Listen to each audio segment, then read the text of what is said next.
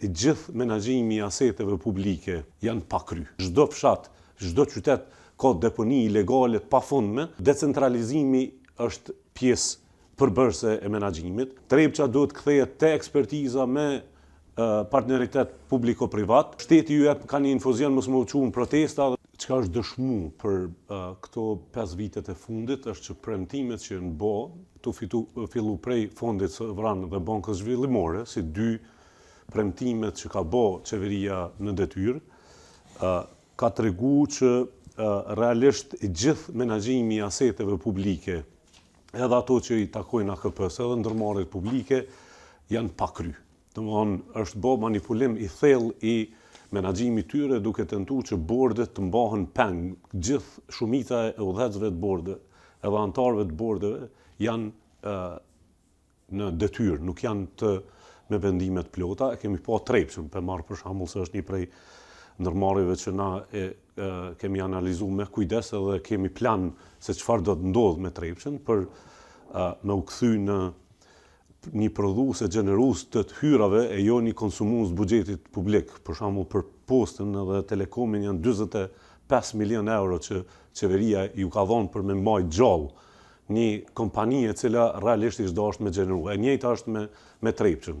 Tani ku është gabimi këtu? Është ju e thanë në fjalën hyrëse që tentimi me manipulu në mënyrë politike trupat udhëheqëse menaxhuese ka sjell në një kollaps edhe një gjendje të mjerueshme të punëtorëve, është një mbajtje gjallë me infuzione, po në asnjë formë nuk është paraqit vizion i gjithëmbarshëm i zhvillimit ku secila prej këtyre ndërmarrjeve do të kishin pjesën e tyre të kontributit. Çështja e menaxhimit të deponive publike, për shembull, është një formë tjetër se si mbeten mbeturinat nëpër qytet e nëpër fshatrat tona. Çdo fshat, çdo qytet ka deponi ilegale të pafundme, ndërsa këto deponi të cilat janë të dizajnuar janë deponi të viteve 70-ta ku gjithë bërllogu dërgohet aty, bëhet burim infeksioni, shpërndarje, pikërisht për shkak të mungesës vizionit për selektim burim apo ndarje të mbeturinave për riciklim i cili realisht sot është burim energjetik ose burim i materialeve ricikluese. Krejt kjo ka një emërus të përbashkët, mungesë vizioni edhe qëllim të menaxhimit nëpërmjet vijave politike dhe jo ekspertizës.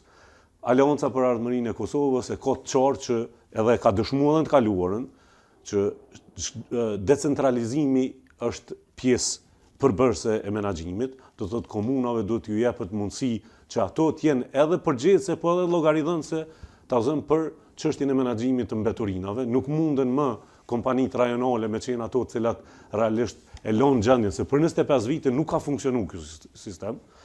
Trepça duhet kthehet te ekspertiza me partneritet publiko-privat, tu i majt asetet kryesore shteti, sepse ka qenë aleanca për Ardhmërinë e Kosovës e cila ka bërë ligjin për Trepçën. Po ka mbetë aty, me shku me i pa punëtorët aty janë gjendje të mjerueshme. Shteti ju jep ka një infuzion mos më uqunë protesta dhe mos më bëhet çështje politike, po nuk ka menaxhim. Disa herë janë ndrru drejtorët ekzekutiv, e kanë marrë një person i cili ka menaxhuar shumë mirë me ujërat në Kërruën e Mitrovicës, e kanë bërë drejtor ekzekutiv të Trepçës pa asnjë njohuri për çështjen e mineraleve, as ndjerrjen, as shitjen, as përgatitjen e produkteve finale. Do të thotë paraleloncën depolitizimi, departizimi dhe kthimi te ekspertiza të ndërmarrjet publike është jashtëzakonisht e rëndësishme dhe prioritet.